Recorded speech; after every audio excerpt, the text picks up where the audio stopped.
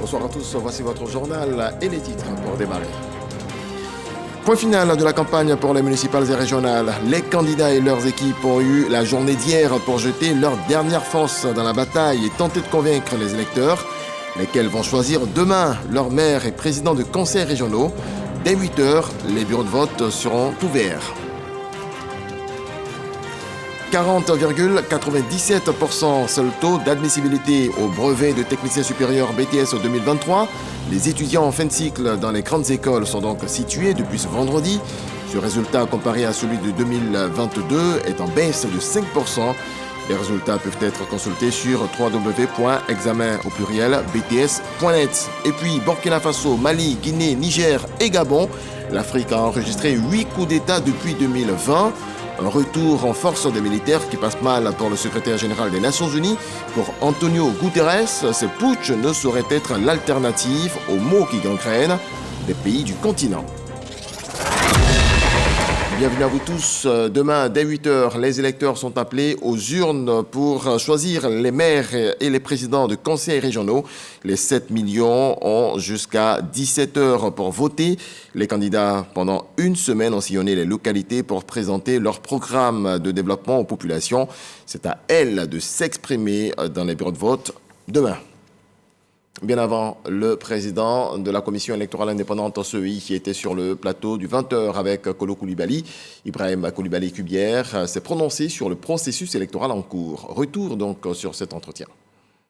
Nous avons le plaisir de recevoir le président de la commission électorale indépendante, Ibrahim Koulibaly Kubière. Monsieur le Président, bonsoir. Bonsoir, Monsieur Kolo.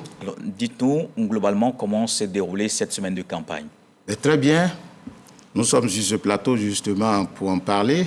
Vous savez, le processus électoral comprend 3 grandes étapes, celle qui précède le scrutin, pendant le scrutin et après le scrutin. Alors, la période qui précède le scrutin connaît son clou par la campagne. La campagne qui peut se définir comme étant l'opération de séduction de la population par les candidats. C'est pour cette raison, sur ce plateau, je voudrais remercier la RTI, son directeur général et tous ses acteurs, qui ont fait montre du professionnalisme, permettant ainsi à tous les candidats de s'exprimer. Et vous avez vu, la campagne s'est bien passée. Même si ça et là, on a découvert ou on a constaté quelques actes d'incivisme entraînant la destruction de panneaux ou bien d'affiches de candidats adverses, mais c'est marginal. On peut dire que dans l'ensemble, tout s'est bien passé. Je voudrais donc féliciter les candidats de continuer ainsi, de continuer de montrer leur maturité. Et ce dont ils ont fait preuve est tellement important pour nous que je suis sur ce plateau fier et de dire que je suis content d'avoir de tels candidats parce qu'ils ont bien travaillé. Il n'y a pas eu beaucoup d'accros. Et vous savez, toute activité humaine empreinte de passion entraîne toujours des déchets. Mais on a constaté que dans l'ensemble, tout s'est bien passé. Je voudrais encore les féliciter et leur dire de continuer dans ce sens-là. Et justement, c'est ce que vous attendez pour demain, le jour du vote, que tout se passe également bien. D'ailleurs, comment ça va se passer? Dès 8h, ouverture des bureaux de vote et ensuite? Alors, c'est le 2. Vous savez, l'opération électorale comprend 3 grands acteurs. Il y a la commission électorale indépendante qui est en charge des élections, qui organise donc les élections, qui se charge de tout ce qui est logistique, tout ce qui est transport, tout ce qui est confection des documents électoraux. Et puis, il y a les candidats, ceux-là qui sollicitent le suffrage du peuple.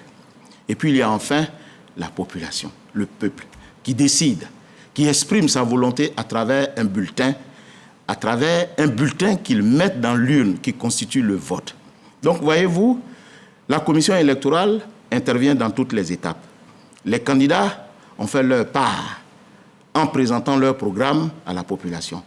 Demain, c'est le tour de la population. Et demain, c'est le scrutin. Le scrutin des élections locales aura lieu bel et bien le 2 septembre. Et demain, c'est le 2.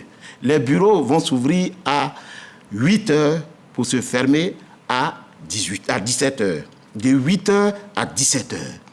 Et donc, les élections auront lieu bel et bien demain. Parce qu'on a eu vent de ce que certains auraient dit que l'élection sera rapportée pour des motifs qui leur sont propres. Non, les élections auront bel et bien lieu demain, samedi, et ça va s'ouvrir de 8h à 17h. Voilà. Que doit faire l'électeur, justement, qui vient? Quelles sont les dispositions à prendre?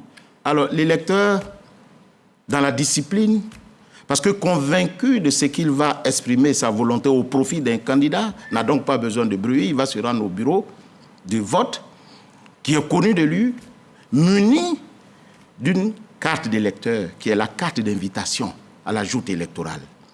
À défaut d'avoir la carte d'électeur, il peut se munir de sa carte nationale d'identité. Non pas que celle-ci va se substituer à la carte d'électeur, mais parce que la carte d'identité permet facilement aux agents des bureaux de vote d'identifier l'électeur sur la liste électorale. Preuve de sa qualité d'électeur. Donc, muni de ces deux documents, l'un ou l'autre, il se rend dans son bureau de vote. Et en ce lieu, il trouvera le président. Parce que le bureau de vote est composé de 3 personnalités. Il y a le président et il y a 2 secrétaires. Et quand il arrive, le président lui demande son titre, c'est-à-dire sa carte d'invitation qui est sa carte d'électeur. Il la lui donne et on l'appelle par son nom, à haute et intelligible voix, pour ne pas qu'il y ait confusion ou susceptible de fraude. Ceci étant fait, les représentants des candidats présents dans le bureau de vote, munis de ce qu'on appelle la liste d'émargement, contrôlent avec les membres des bureaux de vote titulaires la présence de cette personne sur la dite liste électorale. Et ensuite, dès qu'il est identifié, on lui remet un bulletin. Document qui va servir de recevoir l'expression de son suffrage au profit d'un candidat. Et il va dans l'isoloir. L'isoloir est cette place qui permet à l'électeur de soustraire l'expression de sa volonté de la vue du public, mais sans se soustraire ou sans soustraire les opérations électorales qu'il doit accomplir dans le lieu de vote. C'est-à-dire, il va procéder à écrire, mais sans que le public ne sache ce qu'il a écrit. Mais il faut qu'on sache qu'il fait les opérations électorales qui lui sont demandées. Et ensuite, il prend son bulletin, il met dans l'urne, qui est transparente, qui est scellée. Et il va émarger pour justifier qu'il a voté. Et enfin, on marque son doigt pour attester effectivement que ce monsieur a voté pour ne plus qu'il vienne voter à nouveau. D'accord, c'est bien entendu. Mais il y a aussi les municipales, mais les régionales également. Oui. Comment justement tout ça peut se passer? Si en une fois l'électeur arrive, comment ça se passe avec les localités où on a aussi les régionales en plus? Mais il fera les deux, il n'y a pas de souci. Les agents des bureaux de vote sont aiguillés pour cela. Ils vont lui donner toutes les informations. Il n'a qu'à les suivre et tranquillement, sans coup férir, tranquillement, dans la discipline, il va voter pour les différentes élections et après il sort. Mais tant qu'il n'a pas fini de voter, on ne le marque pas, il ne signe pas le registre, comme on appelle la liste d'émargement. Donc c'est après ces 2 votes-là qu'il sort. Qu'est-ce qui va se passer pour ceux qui n'ont pas commencé effectivement à 8 heures? Est-ce qu'il y a possibilité de rattraper les minutes ou les heures qui ont été manquées? Ah oui, bien sûr. C'est au cas par cas. Si on constate par exemple que le bureau de vote a ouvert en retard, mais on rattrape. Et par la suite, il est demandé aux agents des bureaux de vote de ne pas fermer les bureaux de vote sans prendre soin de récupérer les cartes d'électeurs entre les mains de ceux qui sont déjà dans le rang, même si l'heure est expirée. Ils récupèrent la carte d'électeur entre les mains de ces derniers jusqu'à ce que ces derniers votent avant de fermer le bureau de vote pour rattraper le temps qui n'a pas pu être utilisé au départ. Donc, c'est pour dire tout simplement que l'horaire sera respecté. Voilà. Alors, après le vote, tout le monde regarde la commission électorale indépendante, oui. Tout le monde regarde le président. Oui. À partir de quand on peut avoir les résultats? Mais avant d'arriver aux résultats, il faut assurer les uns et les autres de la transparence de nos opérations. Qu'est-ce qui va se passer? On va procéder au dépouillement dans le lieu de vote, in situ, en même temps, pendant que les électeurs sont là. On va procéder au dépouillement. Et quand on va finir de dépouiller, On va inscrire les scores sur le procès verbal. On va dresser donc un procès verbal attestant de tout ce qui s'est passé dans le bureau de vote. Et ce procès verbal sera remis à chacun des représentants des candidats, afin que nul n'en ignore.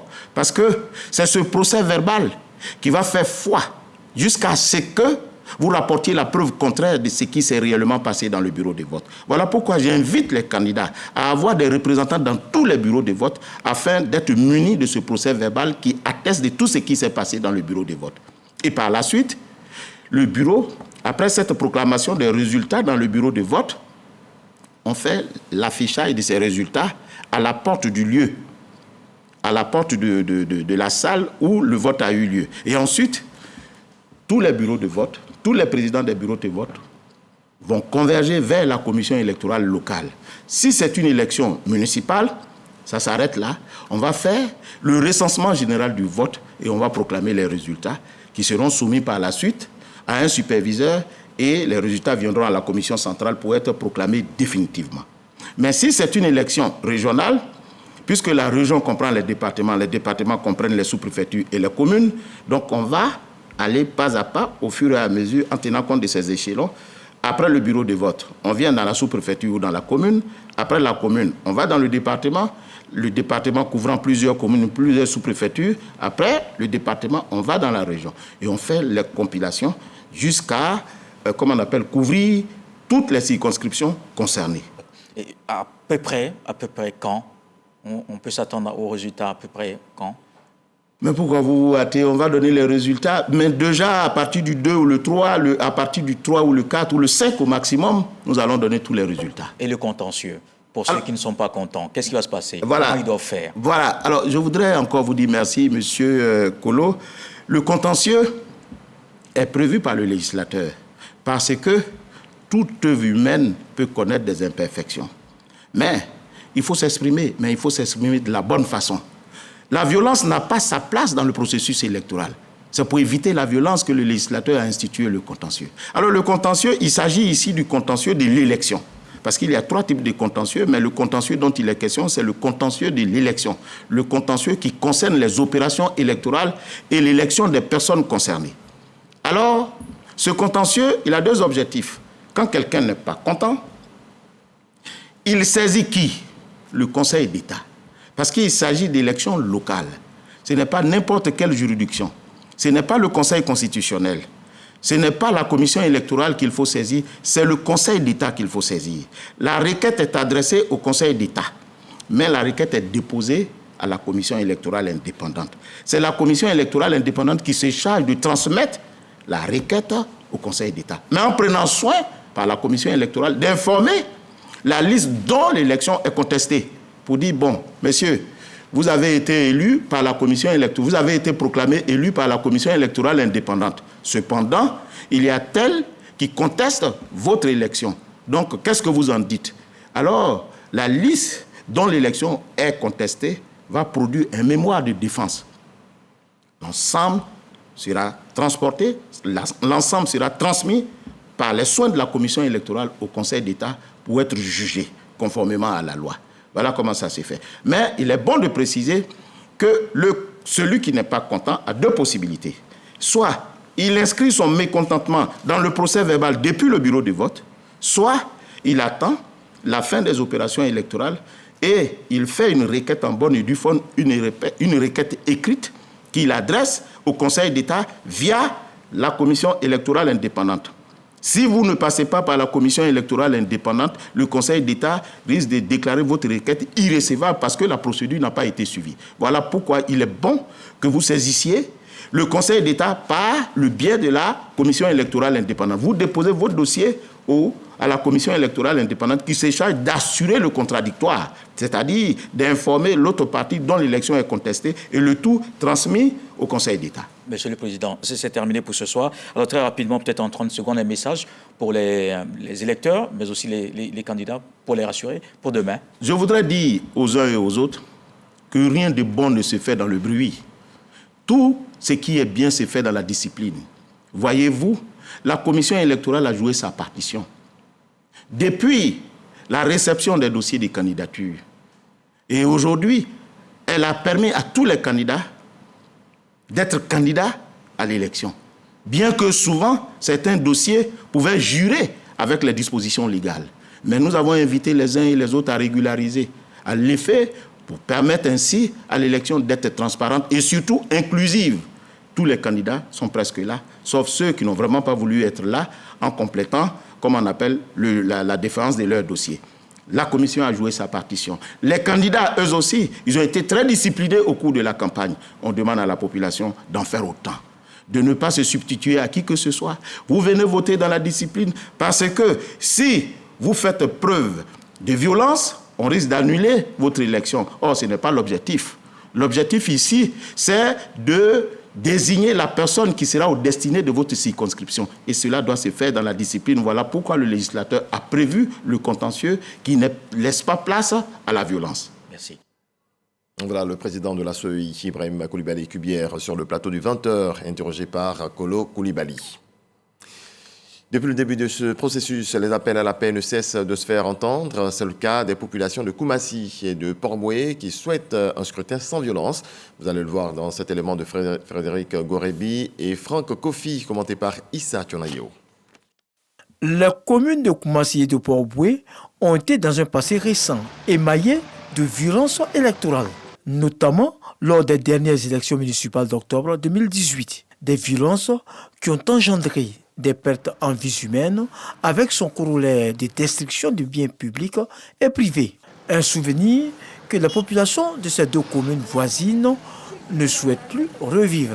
Il y a des événements qui ont passé vraiment, on ne souhaite pas, parce que, où on est là, il faut qu'on soit ensemble. Nous voulons la paix et je pense que tout un Ivoirien prospère pour la paix. L'aspiration de tout chacun, c'est la paix et puis la sécurité pour tous. Donc, de mon point de vue personnel, il est important qu'on fasse profil bas et que la paix revienne. Elle souhaite donc à cet effet que le scrutin se déroule dans un environnement débarrassé de toute violence. Moi, je voulais que cette année-là, tout se déroule bien. Que Dieu m'ait fait que ce samedi-là, tout le monde sort pour aller voter comme il se doit, comme c'est leur devoir. Je souhaite que le scrutin soit un scrutin apaisé et que tous les militants se lèvent le samedi pour aller voter dans le calme et de la sérénité. L'élection, c'est un jeu. Il faut que chacun s'imprègne de cela, que c'est un jeu, il y a un gagnant et un perdant. Que le perdant sache perdre, que le gagnant aussi sache gagner, mais toujours dans la paix. La paix, un vœu cher également pour les populations du Ourodougou. Demain, pour le vote de leur maire et président du conseil régional, les habitants de la région le disent tout net. Ils feront le choix de la paix et du développement pour leur région. Abou Sanogo a tendu son micro. Fini les campagnes municipales et régionales. À Séguéla, elles se sont déroulées dans le calme et sans heurts. Chaque candidat ayant eu le temps de proposer son projet de développement de la région du Ourodougou. Néanmoins, les populations, tout en saluant l'esprit qui a prévalu, invitent au calme. On veut que tout se passe bien. Parce que nous, on veut la paix dans ce pays-là. C'est la paix seulement, nous, on veut nos souhaits. Que le meilleur gagne. Que Pierre ou Paul gagne, moi je pense que c'est la victoire pour la Côte d'Ivoire. Il faut qu'on arrive à se mettre ensemble. Même après les élections, nous allons toujours rester ensemble. Demain, on se voit, on se serre la main et ça passe. On finit de voter, on vient boire, noir, et puis on donne la main, et puis on rentre au travail. On prie Dieu, quoi qu'on va faire par là, tout ne va passer bien. Le plus important pour ces populations demeure le développement de leur région. Nous sommes tous de la même famille, nous nous connaissons à Séguéla. Je pense qu'il faut rester dans cet esprit-là, de cohésion, d'entente, de fraternité, et puis se mettre au-dessus de tout ce qui est soupçon de violence et avancer. C'est la ville de chacun, indépendant, RHDP ou autre, c'est notre ville. On se doit de la maintenir dans la paix, dans la quiétude. Et donc on vote tranquillement et que le meilleur gagne. Au niveau de la commission électorale indépendante et locale, tout le dispositif est fin prêt, attendant d'être déployé dans les différents centres de vote. On vérifie ici les kits. Aucun détail n'est négligé. C'est ce samedi que les populations choisiront leurs élus. Dans la région de la Nawa, le processus électoral est expliqué aux populations à Méagui. Les électeurs sont appelés à se rendre dans les lieux de vote, dans le calme et la paix. On voit cela avec Davis Oyo. Dans la circonscription électorale de Méagui, les candidats municipaux et régionaux sont face au corps préfectoral. Un face-à-face initié par Nguessan Kwaku, préfet départemental de Méagui. L'idée, inviter les candidats à prôner la paix auprès de leurs militants pour des élections apaisées pendant et après le scrutin du 2 septembre. Nous avons des conseils tendant au pardon mutuel, à l'acceptation des autres candidats, à l'acceptation de la différence, parce que la démocratie, c'est aussi le droit à la différence. On leur a demandé de recourir aux autorités en place, notamment la CEI et les forces de l'ordre. Je crois que ça a été bien compris et nous partons satisfaits. Et je pense que cette élection à Méagui, nous pouvons dire qu'elle va se dérouler très bien. Les responsables de la commission électorale indépendante locale présents à cette rencontre ont embouché la même trompette avant de rappeler aux candidats les grandes étapes du processus électoral qui a débuté depuis la révision de la liste électorale. Nous avons une commission locale qui est là. Nous avons le corps préfectoral qui soutient la commission électorale selon la loi. Et donc, nos portes sont ouvertes. La commission électorale, c'est la CEI en transparence. Tout ce que nous faisons, nous partageons avec eux. Et vraiment, ils sont sortis satisfaits de cette rencontre. Les 4 candidats municipaux et les représentants des candidats pour le fauteuil de la présidence du conseil régional s'engagent à œuvrer pour des élections apaisées. La plateforme des leaders pour la reconversion des mentalités était aussi en campagne, ce pour une élection locale apaisée. L'organisation a fait le bilan de sa tournée. Sidonie Davila a le point. Paix, amour et cohésion sociale pendant les campagnes électorales, le message véhiculé par la plateforme des leaders pour la reconversion des mentalités en Côte d'Ivoire. Pour le premier responsable, l'heure est au bilan. Nous avons visité toutes ces villes, toutes ces communes. C'était vraiment intéressant. On a vu une population qui attendait vraiment ce message pour parler de paix et de cohésion sociale. Et je pense que ça s'est bien passé. La Côte d'Ivoire est en train de changer. Et vous allez voir d'ici des années à venir, et on ne parlera même plus de violence, parce que les Ivoiriens sont en train de changer. La plateforme exhorte les populations de toutes les régions à sortir massivement pour accomplir leurs devoirs citoyens ce 2 septembre. Créée en 2020, la plateforme des leaders pour la reconversion des mentalités en Côte d'Ivoire a pour vision de favoriser l'émergence d'une jeunesse ivoirienne dynamique, responsable et portée sur les valeurs de la République. L'Observatoire national de l'équité et du genre voulait s'assurer du bon déroulement de la campagne. Un accent a été mis sur les conditions d'une compétition électorale qui favorise une égalité de participation des hommes et des femmes au processus électoral. Les résultats de la secrétaire exécutive Kaba Fofana, le point de Lansine Ouattara. Kaba Fofana Yaya, secrétaire exécutif de l'Observatoire national de l'équité et du genre, ONEG, a voulu s'imprégner de la réalité sur les lieux de rassemblement et dans les quartiers généraux des candidats aux élections locales prévues ce 2 septembre. Il fallait que chacun puisse exprimer son désir de faire partie des instances de prise de décision dans les assemblées élues. Et rien ne doit être vu désormais sous le seul prisme masculin ou féminin. Pour ces évaluations et missions, l'ONEG s'appuie sur un réseau d'acteurs de la société civile ivoirienne à travers tout le pays. Lors de cette visite de terrain durant toute la campagne, Kaba Fofana Yaya a invité les candidats à lancer des appels au calme et à la citoyenneté. Elle s'est par ailleurs réjouie de la mise en place de la loi sur le quota de 30% favorisant une meilleure représentativité des femmes dans les assemblées élues. Cette loi qui est désormais appliquée leur donne des opportunités et elles les ont saisies. L'Observatoire national de l'équité et du genre est un organe consultatif rattaché au cabinet du Premier ministre qui assure une mission d'alerte, d'anticipation et de veille en matière d'équité et d'égalité du genre en Côte d'Ivoire. Demain, c'est donc jour de vote. 7 millions d'électeurs sont appelés aux urnes pour renouveler leurs conseillers municipaux et régionaux. Plus de 30 000 candidats concourent pour les municipales dans 201 communes et plus de 5 000 pour les régionales dans 31 régions. Les bureaux de vote ouvrent dès 8 heures, temps universel. Un autre volet de l'actualité, les résultats du BTS, brevet de technicien supérieur, sont connus depuis ce vendredi. Le taux d'admissibilité est de 40,97% cette année, une chute de 5% par rapport à 2022. Ami Diarasouba, Marine Kounia. 21 720 candidats ont été déclarés admis au brevet de technicien supérieur BTS session 2023 sur les 53 018 candidats qui ont pris part à l'examen. Un taux de réussite de 40,97% contre 46,06% pour la session 2022, soit un taux en baisse de 5,09%. Sur 56 214 candidats inscrits, 53 018 étaient présents à l'examen, soit un taux de présence de 94,31%. 21 720 candidats ont été déclarés admissibles, soit un taux d'admissibilité de 40,97%.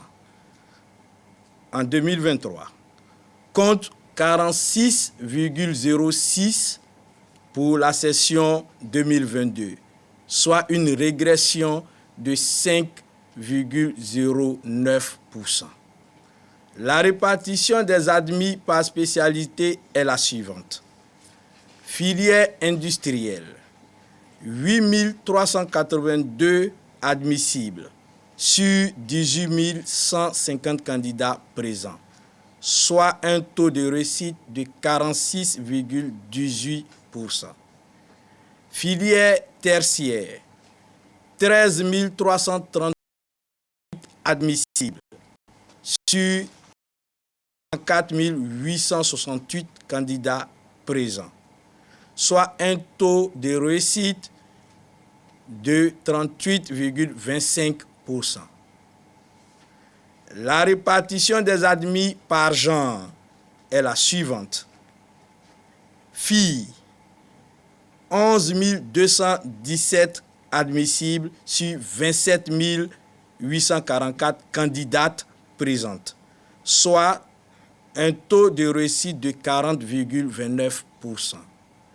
Garçons, 10 503 admissibles sur 25 174 candidats présents, soit un taux de réussite de 41,72%. Le relevé de notes disponible en ligne sur les www.exambts.net, les candidats disposent de 3 jours à compter du samedi 2 septembre 2023 pour introduire toute réclamation. Dans l'actualité également, bref, en image, 2 mois après sa fermeture, le ministre des Ressources animales et halieutiques a procédé à l'ouverture des activités de la pêche industrielle et semi-industrielle ce vendredi 1er septembre. La mise en œuvre de cette mesure de fermeture ou encore le repos biologique vise pour le gouvernement à assurer la durabilité de la pêche tout en améliorant les revenus et maintenir les emplois. Cette mesure, introduite en application des recommandations du comité des pêches du centre-ouest du golfe de Guinée, en concertation avec le Ghana, participe au renouvellement des stocks exploités et à l'atteinte de l'autosuffisance alimentaire. Dans le reste de l'actualité au Gabon, les avocats de Sylvia Bongo, épouse franco-gabonaise du président Ali Bongo, placée en résidence surveillée par des militaires après la destitution de son mari mercredi suite à un coup d'État, ont déposé plainte à Paris ce vendredi 1er septembre. La nationalité française de Mme Bongo donne compétence à la justice française pour une éventuelle enquête sur ces faits. Cette procédure pourrait aboutir à l'émission d'un mandat d'arrêt international contre les auteurs de ces faits qui encourent la réclusion criminelle à perpétuité, déclarent les avocats. Et puis je le disais à l'instant, alors que les coups d'État se multiplient sur le continent, le secrétaire général des Nations Unies affiche son inquiétude. Burkina Faso, Mali, Guinée, Niger et Gabon, l'Afrique a enregistré 8 coups d'État depuis 2020. Un retour en force des militaires qui passe mal pour le secrétaire général de l'ONU. Selon Antonio Guterres, ce putsch ne saurait être l'alternative aux maux qui gangrènent des pays du continent. De nombreux pays sont confrontés à des problèmes de gouvernance profondément ancrés, mais les gouvernements militaires ne sont pas la solution. Ils aggravent les problèmes, a-t-il déclaré. C'est la fin de ce point de l'actualité. Mais avant de nous quitter, sachez que demain, c'est jour de vote. 7 millions d'électeurs sont appelés aux urnes pour renouveler leurs conseillers municipaux et régionaux. Plus de 30 000 candidats concourent donc pour les municipales dans 201 communes et plus de 5 000 pour les régionales dans 31 régions.